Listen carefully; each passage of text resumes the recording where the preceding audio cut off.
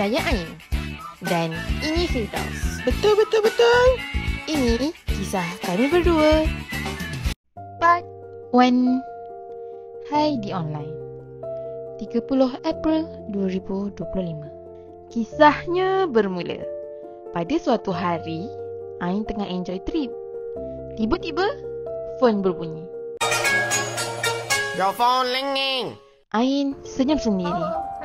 Hey, time cuti pun ada orang nak tegur lagi. Part 2. First meet 10 Mei 2025. Hari yang dinanti tiba. First face to face meeting. Ain nervous. Firdaus pun sama. Tapi bila duduk depan-depan, semua jadi natural dan selesa. Borak, jalan, gelak pun ada. Sesi ice breaking bermula. Part 3. Serius bersama 25 Mei 2025. Kali kedua berjumpa, topik semakin serius. Jadi kami berdua sepakat bagi tahu keluarga masing-masing langkah berani yang buat hubungan kami makin kukuh. Part 4. Dua keluarga bertemu 31 Mei 2025.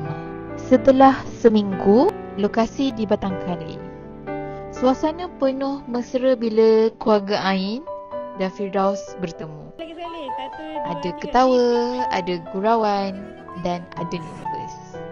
Semuanya berjalan lancar macam drama raya yang penuh warna. Part 5. Ikatan Pertunangan 5 Julai 2025. Hari bahagia majlis pertunangan. Ain anggun berbaju kurung moden. Firdaus segak berbaju Melayu.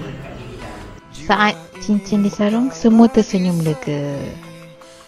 Dah confirm, kata seorang pakcik sambil ketawa. 1 November 2025 menjadi saksi janji dua hati. Dalam tempoh 6 bulan pengenalan, kami memilih untuk melangkah bersama menuju cinta yang diredai hingga ke syurga yang abadi.